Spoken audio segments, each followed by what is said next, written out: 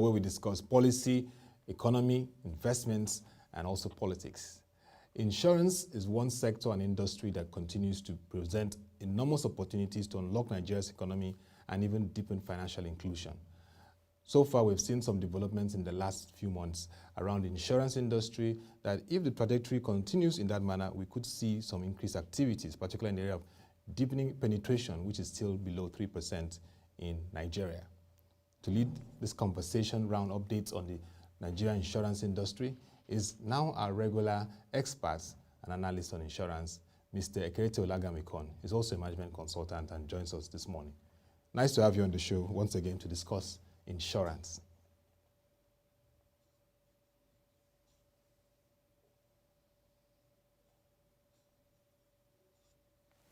Mr. Ekerete Ola Gam Ikon, nice to have you to discuss insurance once again today on our show. Thank you very much. Also, I'm happy to be here. The developments are exciting. Yes, the developments are exciting. That's why we just have to bring you on board again to discuss it. You know, over the years we've been discussing about insurance. It's not been brought to the front burner, but now we're beginning to see those prospects of it becoming a key part of the financial activities, which it has, but now a key part, and then integral part of our economic strategy and planning. But let's first look at the developments in the regulatory body NAICOM, the National Insurance Commission. We saw the President, Muhammadu Buhari, appoint 2 deputy commissioners who have their tenures for 5 years that will be supporting the confirmed commissioner, Mr. Sunday Thomas. That's Mr. Sabiu Bello and Mr. Oba Olufemi. Both of them were appointed, and we monitored your post, and you said this was a good development, and it's time for NAICOM to go and move and thrive and drive activities in the insurance industry. What were your thoughts around these appointments, and how do you expect them to really align and support the activities of the current commissioner? Okay, great. It's important to thank Mr. President for making this appointment at this time. It's very important for the insurance sector. As you would notice, amongst the financial regulators, I think there are a couple of them that still do not have a board and management in place. So NAICOM should see this as a privileged position that they are good to go. And so no more excuses.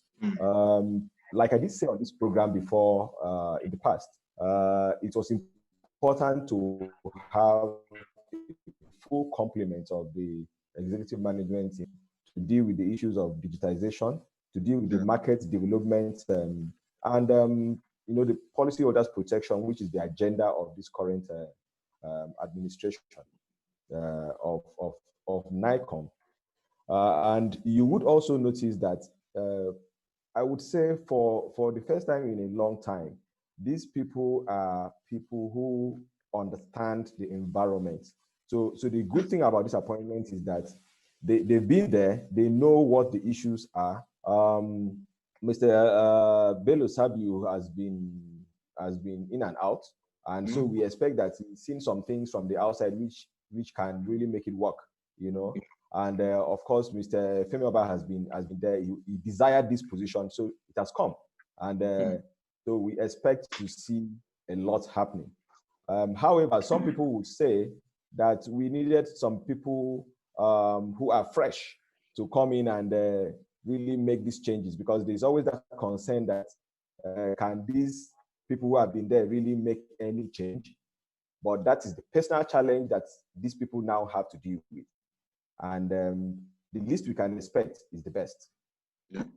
So they have the task, the onus of working with Mr. Sunday Thomas to reposition NAICOM to serve the insurance industry and sector better. That's what yes, I get from you. Absolutely. Yes. Yes. Yeah. And then we've seen the application for insurance licenses from 4 companies: Heirs Insurance, Stanbic IBTC, Heirs Life, and Enterprise Life. We're seeing more of the life assurance in terms of the applications. There were 4, and 21 days has been given for the public to make the observations or reservations for these applications before NAICOM takes the next step and decision. Yeah. As an expert monitoring sector over the years, how do you feel about this? This is the season window of the recapitalization, and then we're seeing more insurance licenses application at this time. Also, I'm excited, really excited, and I haven't hidden this from anyone, because for two reasons. This would be the first time that in 25 years, NICOM had only given 2 fresh licenses, one in 1995 and another one in 2010. So this is an historic moment that we must grab with 2 hands. And, it's coming from people that you would say know what they are doing. They're coming from an environment where they know what corporate governance means. They know what financial discipline means, and so they are coming with a lot that will make the insurance industry, shift, in my own view. And when you look at it, Enterprise Life from Ghana is almost an international brand, you would say, and so they're coming with a deliberate strategy to make an impact. And Stanbic IBTC is part of an international group, so we do expect a lot happening. And I know that from what Stanbic IBTC Bank has been through in terms of corporate governance, they understand what that means also, which is the and even the pension space too. Oh yes, of course. So you find out that with hers, it's fantastic because UBA has been in and out and coming from the same stable that has UBA. You can almost say Lumelu has been looking for, and we do hope that he will make the best out of it because he's been out of insurance and he said, "I'm tired of acquiring and trying to change." So we are happy to see this. However, the questions that have come through have been, is this a way for the bankers to come back into insurance? And it's interesting because it's almost like you can't stop the bankers from coming to insurance. Yes, we've seen a couple of bank and bankers related, activities recently. Some have moved out, but one way or the other, the banks are in. And the bankers have seen the need to play in this sector. And I think what we should do from the insurance angle should be to just embrace them and see how we can make the best out of that relationship, And the other thing I would like to also point to is the fact now these different institutions, are going to also come, with new strategies that we hope will drive the digitization, agenda that we've been discussing, But again, I have said elsewhere that maybe it's time for NICOM to look at taking back 2 or 3 licenses from those companies. Taking back 2 or 3 licenses, you said? Yes, taking out 2 or 3 insurance licenses, because clearly, why do you advocate that? You can't have a mix of very bad with very good and expect that things will continue to work. All right. Why I advocate that is that there are companies that have become too obviously bad. And so the plan is that recapitalization will take them out. But I'm saying, in my own view, they shouldn't even go into recapitalization. Companies are not able to meet their obligations to customers, to shareholders. So what's the point? And then they are embarrassing the insurance industry every day. This is happening every day. People are going to insurance companies to stand outside and shout and wail for their claims check to be paid. Oh, come on. Still a challenge. This is of claims. It's unthinkable. It shouldn't happen, So the regulator has to step into that direction. And if we wait till December, some Nigerians are going to be made poorer by that time by these companies, which has happened already. And that is not what we want. No, it's not what we want. So it's good to see the new ones coming in, but it will be more interesting to see 1 or 2 notoriously bad ones being taken off. That's what I think. I'm taking note of that. I mean, that for itself is what NICOM's team should periodically do. You know, in the banking sector, we have what we call stress test, testing the capacity of banks, ability, health, and then, so I feel that NICOM can do periodic insurance tests, insurance company tests to see the companies that are viable, that are durable, and that can stand the test of time. So while I would say that the recapitalization should have helped to sort this out, I would just take it as your very unique perspective that they have to be proactive to even take that step before the recapitalization exercise places costs. So that's noted. That's noted. Thank you very much. I mean, let's look at reinsurance. I know you've spoken lightly about it over the times, about the fact that we need to really leverage reinsurance. And in pandemics like this, I believe that it's going to be a new normal in terms of how we navigate it in the future, because this pandemic has brought a lot of lessons to sectors. Africa Reinsurance, which we are hearing more in terms of this period, supporting the region to stabilize the COVID-19 impact with about $3.3 million. Yes. $2 million going even into supporting the efforts. The Africa CDC getting about $800,000, and then insurance companies across the region, Lagos is among, getting the support of about $500,000 in terms of stabilization. Let's look at the role of reinsurance and this step taken by Africa Reinsurance. How would this help to stabilize the region in this period of the pandemic? What Africa Re has done is really fantastic, and it's, I would say, in their character to do this. Africa Re has positioned over the years as the insurance institution that Africa needs. They've been increasingly showing their capacity, to take on the opportunities in Africa.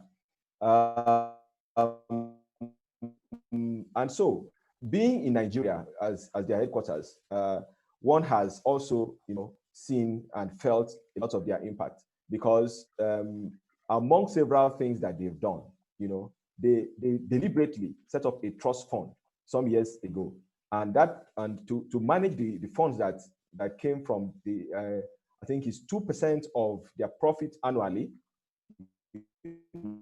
profit after tax annually.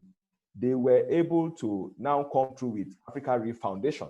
And Africa Re Foundation has been there since 2019, I think, based in Mauritius. And they've supported natural disasters. They supported, even the fight against Ebola.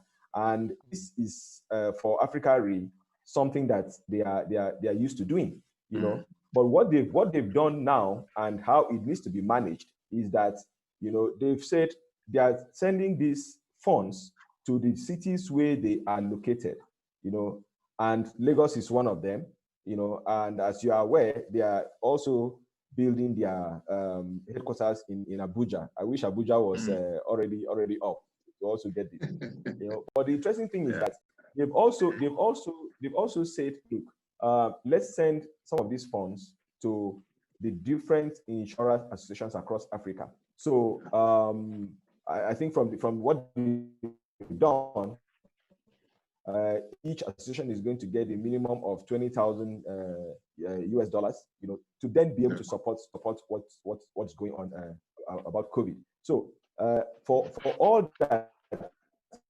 we had also done in Nigeria, you see a connection between what is doing right now, and it's exciting because, in spite of the fact that Africa Re, has been there, you will discover that globally they are still yes, they are amongst the first 50, and they are trying to get their ratings going higher. But I see a very bright future. They are supporting over 1,000 young professionals in insurance, and they are also so for them, insurance is not just about what we do inside, but it's also about bringing the public to be aware of what we are doing. And it's interesting. I mean, this is very good moment for career insurance. Okay, I mean, that's nice to note, and definitely they should take up the pace in deepening reinsurance for Africa. Well, let's come back home and look at one government institution that plays a role in the insurance space, has to do with social insurance. That's the Nigeria Social Insurance Trust Fund, NSITF, which has a mandate, is a proactive and employee-dedicated government institution committed to the welfare of employees in the event of work-related accidents and injuries. I know that periods like this too, a lot of workers are affected, still need some level of social insurance. But what we're hearing more this period is more of the allegations of corruption, allegations and counter-allegations. This has brought even the Labor and Employment Ministry, which supervises this institution, to engage the House of Representatives Committee, and there's been so much of enforcement. First, I'd like you to give us insight into the role of NSITF and what your thoughts are about it being under the Ministry of Labor, and if it is playing its role and what needs to be done to reposition it. Okay, so let's all remember that NSITF today came in 1993 to take over what National Provident Fund was. And the National Providence Fund at the time was just a pre-admission scheme, say, of workers who did not, especially in the private sector, who did not have, access to certain benefits, and some of them, if they had accidents, some of the companies at the time did not have provision for their workers at that time, so that's how National Providence Fund was working until the International Labour Organization and government and the federal government at the time reviewed it and considered that, okay, let's look at this, and NSITF came alive. NSITF has been there for 27 years, and all they've been doing, in these years, has been collecting money from employers. And so they collect money from employers, and it's only when workers are injured or workers are dead as a result of workers' compensation, and can't go back to work, that I'm coming to that, they were able to. So NSITF moved from being a poverty alleviation, scheme to being a social insurance scheme. All right. Okay. And in doing that also, some people might not remember that in 2003, 2002, NSITF added contributory pension scheme to its mandate. However, that was short-lived because we had the Pension Reforms Act that came in. And so that was how the Trust Fund PFA, came to be. And when you look at it, this is something that involves the labor organization, the Employers Consultative Assembly, and NECA. And, all those bodies that are there to ensure that workers are in good condition. However, it would seem that because they collect 1% from employers, they seem to have a lot of money. And so the tendency I see is that they're always looking for what to do with that money.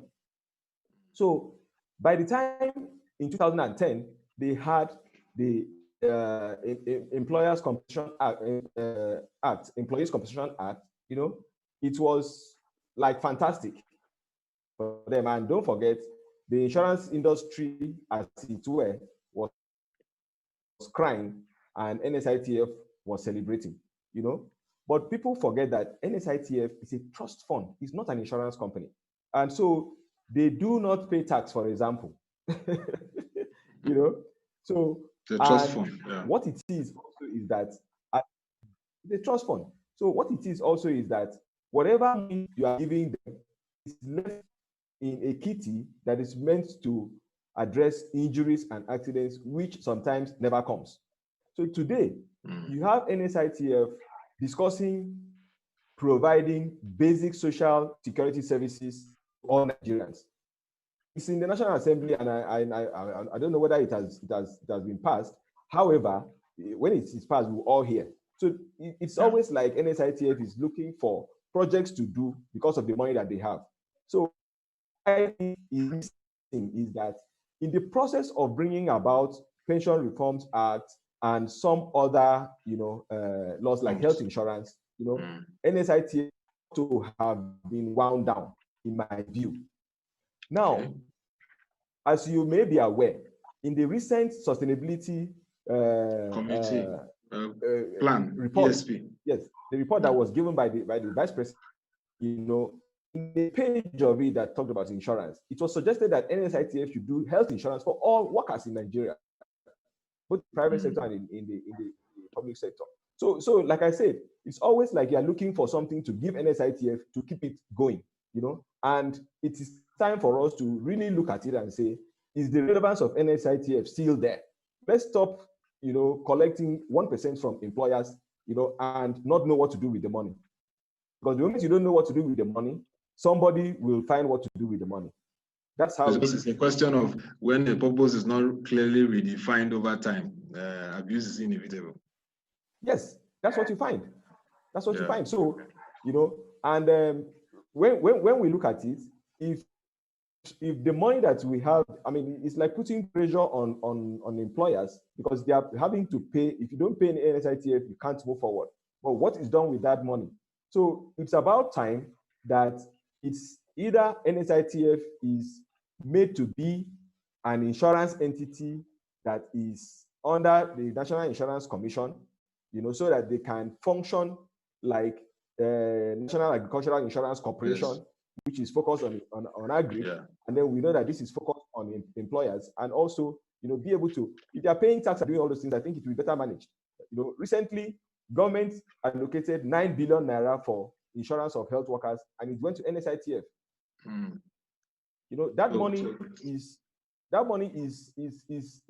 is like at risk, because if that money had come into the insurance sector, the insurance sector, there will be employment, it will be better used, and they will pay tax on it, and government will find more value for that money. So this is what you propose is that the NSITF should be in position and should fit into the NAICOM in terms of its role. If it must remain. It must remain. Okay. That's a wonderful suggestion. And I guess experts are taking note of this. But let's look at increasing the advocacy on insurance. And a recent article published on ProShare, I must admit that your articles published over time has continued to create a lot of awareness and received warm feedbacks, and we just want to encourage you to keep it up, because the advocacy is well noted and very, very laudable.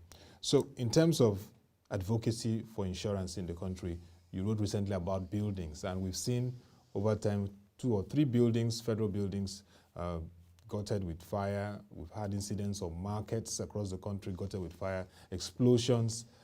Prior to this interview today, I was discussing with you about the situation in Lebanon, the explosion that's really rocked the capital, Beirut.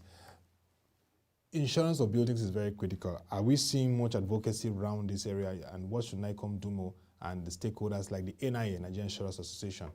And also just chip in something around microinsurance. What's really happening in that space? Okay, I think I should just quickly deal with microinsurance, and let's go to the issue of the building. Thanks so much for your feedback on the articles, and we some of us don't have a choice but to do this. Definitely. So microinsurance, in my view, might just be the game changer, because the population of Nigeria, it's not the elite population, the population that people talk about awareness, and I say yes, awareness to a large extent is a challenge. However, there are people who are aware of insurance, but they just have had some bad experiences, and they don't want to. They would rather keep their money and keep their property to themselves than want to give it to insurance to do, because they're not sure whether claims will be paid. So you are aware to that extent, you know. And then there are also people who look at you and they're surprised that you don't have insurance. But when they now approach insurance companies to ask for maybe products, they discover that they don't have the kind of products that they will have.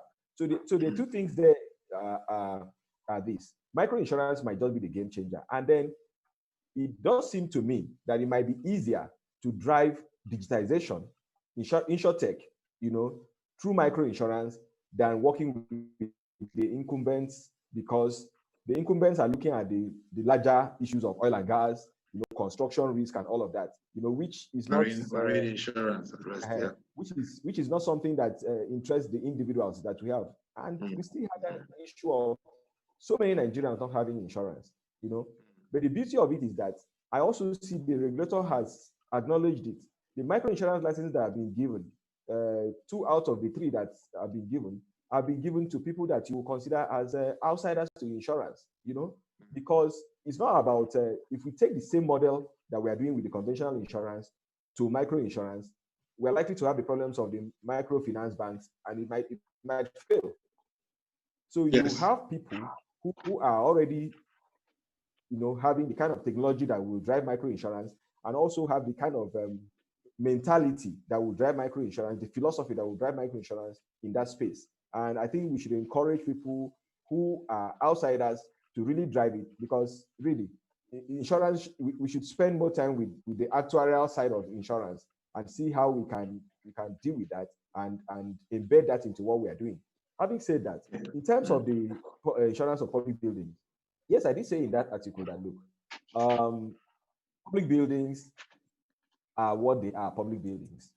You know, schools, hospitals, the malls, and the complexes that we all walk in and out of.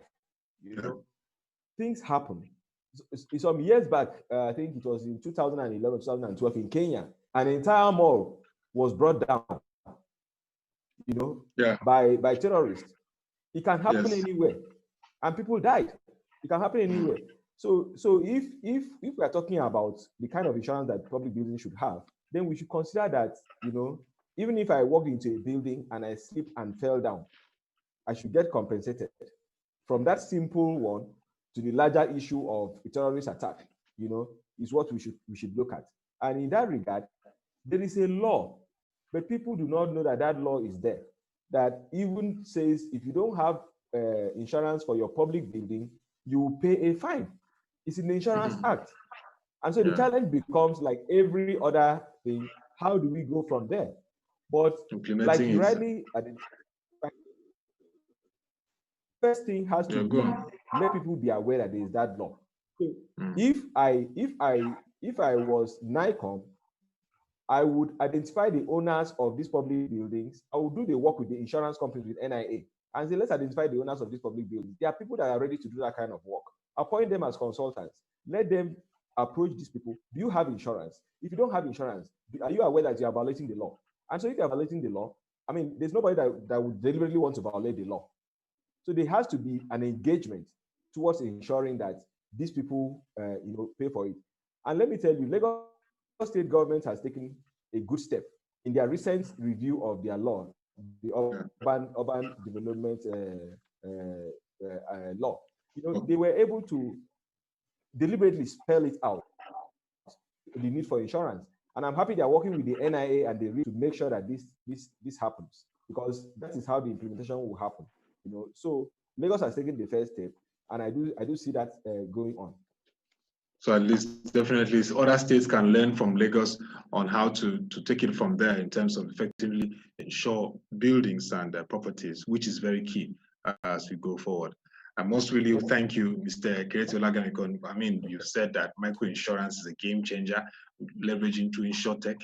You've talked about the NSITF and the need for its repositioning, and most likely look at either it's wound down or come under the regulatory commission, that's NAICOM. And you also said that, yes, the new commissioners appointed is a time for them to leverage the agenda of digitization and also improving policyholders' protection, amongst other roles for NAICOM in this period. We really want to thank you very much. You said something very intriguing, that the last time we had licenses, I mean, over 25 years, 1995 and 2010. So these new licenses should once again bring innovation and deepen the industry, while there's need to also weed out those ones that have been notorious. Definitely, policymakers and stakeholders have had a nice time listening to this, and it was really nice having you once again, Mr. Ekerete, bringing fresh insights into the insurance industry, and we'll look forward to more engagements and interactions with you. We know that you convened the Insurance September, and we'll look forward to that in the course of the year, and hope to bring that to viewers when it occurs in terms of the event and key features from it. Thank you once again, and wishing you all the best in your endeavors.